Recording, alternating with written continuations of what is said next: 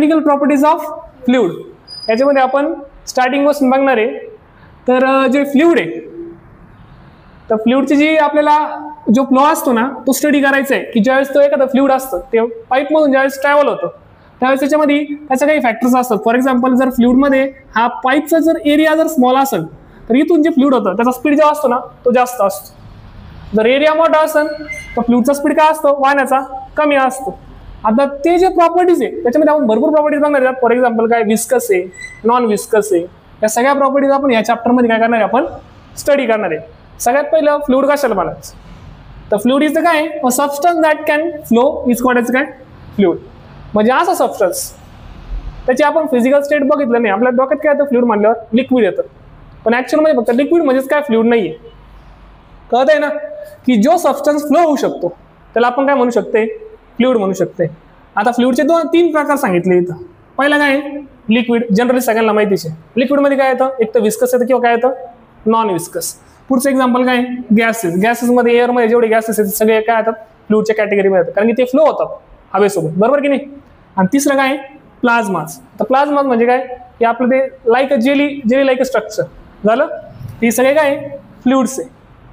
मग आता त्याच्या काही प्रॉपर्टीज आहे. आता प्रॉपर्टीज ऑफ फ्लुइड, तर प्रॉपर्टीज ऑफ फ्लुइड मध्ये काय सगळ्यात पहिलं, they do not oppose deformation. आता डिफॉर्मेशन म्हणजे काय की जसं सॉलिड आहे, सॉलिड फॉर एक्झाम्पल आपण काय घेतलं, एक रेक्टँगल घेतला, त्याला काय एक विशिष्ट शेप आहे की नाही, आणि आपण त्याला काय करू शकतो, जर आपण त्याला समजा फॉर एक्झाम्पल एकदम रिजिड बॉडी, रिजिड म्हणजे एकदम सॉलिड आहे, आणि त्याला जर आपण फोर्स लावला आणि त्याला जर आपण अपोज करायचं म्हणजे याला काय करायचा प्रयत्न केला, आपण त्याचा आकार बदलायचा प्रयत्न केला, तर तो आपल्याला काय करणार आहे, अपोज करणार आहे की नाही.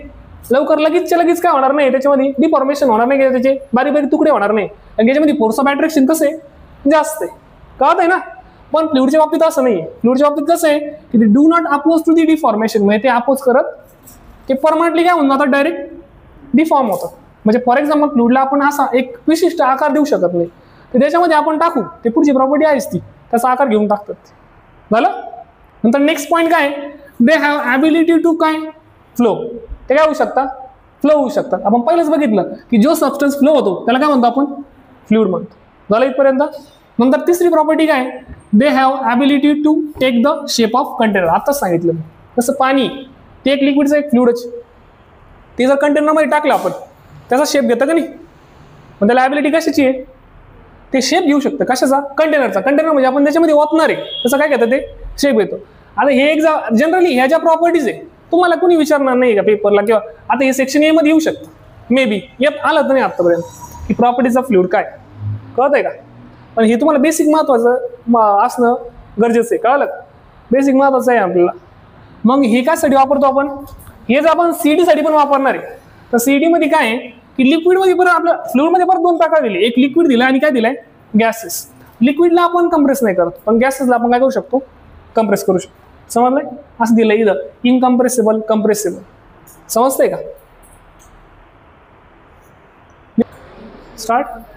लक्ष द्या. नेक्स्ट आहे प्रॉपर्टीज ऑफ आयडियल फ्लुइड्स. बरोबर, आपण याच्या आधी बघितलं होतं प्रॉपर्टीज ऑफ ओनली फ्लुइड बघितलं होतं. आता फॉर एक्झाम्पल आयडियल फ्लुइड म्हणजे नेमकी काय. आता एखादा फ्लुइड आहे, फॉर एक्झाम्पल आपण कन्सिडर करू काय H2O म्हणजे काय वॉटर. आता काही टेम्परेचर किंवा काही कंडिशन पर्यंत हे फ्लुइड सुद्धा काय एक आयडियल आहे, पण काही कंडिशन नंतर काय होणार ते नॉन आयडियल पण होऊ शकतं. तसं ऑइल इज काय नॉन आयडियल आहे. आता का बरं हे आयडियल आहे आणि हे का बरं नॉन आयडियल आहे ते आपण बघणार.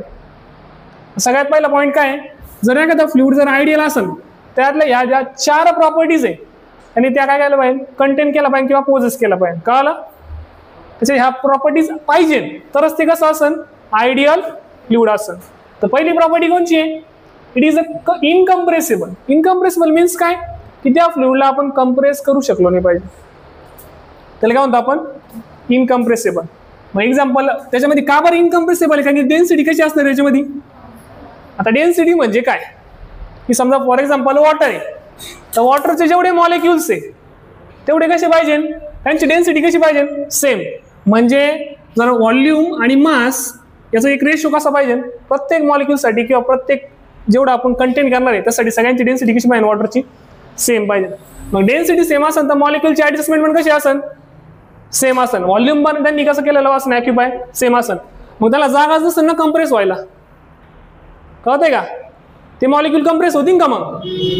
जर एखादा आपण सॉलिड एक फ्लुइड कन्सिडर केलंय, त्याच्यामध्ये जेवढे फ्लुइड पार्टिकल्स आहे त्यांची सगळ्यांची डेन्सिटी काय आहे? सेम आहे. जर डेन्सिटी जर सेम असेल तर ते कंप्रेस होतील का? डेन्सिटी सेम म्हणल्यावर सगळे पार्टिकल एकदा विशिष्ट अरेंजमेंट मध्ये फिक्स आहे, आणि ते कंप्रेस होतील का? नाही. म्हणून कसं पाहिजे ते? इनकम्प्रेसिबल. कळलं? ते कसं आहे? इनकम्प्रेसिबल. कारण की त्याची डेन्सिटी कशी असणार आहे? सेम असणार. पुढचा पॉईंट काय आहे? It's flow is a irrotational. Irrotational means तुम्ही जेव्हा स्कॅन आले बा आपला पार्ट असते तर 15च्या पैसे काय असतो? एक भवरा तयार होतो. भवरा, बरोबर आहे की नाही? मग तो फ्लो कसा आहे? तर टर्ब्युलन्स त्याच्यामध्ये तयार होतो. टर्ब्युलन्स म्हणजे काय? असं गोल गोल बिंगतं पाणी एकाच जागेवर. जर असं बिंगणार असेल तर ते आयडियल नसणार आहे. इरोटेशनल म्हणजे एकदम स्मूथली असं फ्लो झालं पाहिजे. कळलंय का? ते कसं फ्लो झालं पाहिजे? एकदम स्मूथली फ्लो झालं पाहिजे. समजलंय? मग त्याला काय म्हणायचं? इट्स फ्लो इज काय? इरोटेशनल. आणि कसा आहे तो? टर्ब्युलन्स तयार होत नाही त्याच्यामध्ये. जर असं ते जे फ्लुइड असेल तर ते कोणतं फ्लुइड आहे? Ideal fluid. आपण आता पण किती प्रॉपर्टीज बघितल्या? 2 प्रॉपर्टीज बघितल्या. हा तुम्हाला सेक्शन ए मध्ये क्वेश्चन येऊ शकतो MCQ मध्ये. कोणची प्रॉपर्टी? 4 पर्यायामध्ये तुम्हाला काही पण दिलं जाईल, तुम्ही ते ओळखायचं. समजलं? शक्यतो असे क्वेश्चन जास्त नाही इंट्रोडक्शनचे वगैरे ते सेक्शन ए मध्ये जास्त पडतात, म्हणजे अशी पॉसिबिलिटी असते. झालं? नंतर काय पुढचं? It is a non viscous. Non viscous means viscosity तुम्ही ऐकलेलं असणार आहे. फॉर एक्झाम्पल, इथून जर मी पाण्याचा एक ड्रॉप खाली सोडला आणि इथून एक हानी म्हणजे मधाचा एक नाही का ड्रॉप खाली सोडला, कोण लवकर जाईल? आणि ते कसं आहे? त्याची विस्कोसिटी कशी आहे? कमी आहे. आणि हानीची कशी आहे? का बरं? कारण की हे थिक फ्लुइड आहे, आणि थिक असल्यामुळे ऑइल किंवा हानी जे आहे ना त्याच्यामध्ये ज्या फोर्स ऑफ लाईन असतात का ते काय करतात? एकमेकाला रेजिस्ट करतात खाली जायला, अपोज करतात. मग त्याच्यामुळे ते लवकर खाली येत नाही. पण पाणी कसं लगेच काय येतं? खाली. त्याच्यामुळे आपण पाण्याला दरवेळेस काय म्हणतो? सर्टन कंडिशनला काय म्हणतो? त्याला आपण आयडियल फ्लुइड. सर्टन कंडिशन हा शब्द म्हणजे काय? की एक विशिष्ट टेम्परेचर, एक विशिष्ट प्रेशर, विशिष्ट हवेचा प्रेशर जो असतो ना त्याला ते फक्त आयडियल फ्लुइड असतं. तर त्याचा प्रेशर आणि ते चेंज केलं आपण त्याच्यामध्ये काहीतरी मिक्स केलं तर ते आयडियल फ्लुइड राहणार नाही. समजलंय का? पुढची प्रॉपर्टी काय आहे? It flow steady. म्हणजे काय? याचा फ्लो कसा आहे? इट्स फ्लो इज काय? स्टेडी. स्टेडी म्हणजे कसा? जसं नळीतून एकदम शांतपणे पाणी वाहते, बरोबर आहे की नाही? त्याच्यामध्ये टर्ब्युलन्स नाही, काही नाही, एकदम स्मूथली पाणी वाहते. तो फ्लो कसा असेल? It's velocity at the each point is काय? फॉर एक्झाम्पल हा पाईप कन्सिडर केलाय आपण, याच्यामधून काय वाहते? समजा वॉटर वाहते, तर प्रत्येक जे पाणी वाहते, बरोबर आहे की प्रत्येक पार्टिकल वाहतोय ना, तर प्रत्येक पार्टिकलची व्हेलोसिटी कशी आहे?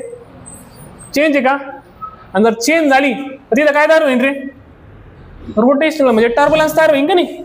म्हणून व्हेलोसिटी कशी पाहिजे? कॉन्स्टंट पाहिजे. या 4ही प्रॉपर्टी लक्षात ठेवा. इन अ टाइम म्हणजे प्रत्येक टाइमला त्या व्यवस्थित फ्लो झाले पाहिजे पार्टिकल्स, तर त्याला काय म्हणतो आपण? स्टेडी फ्लो म्हणतो.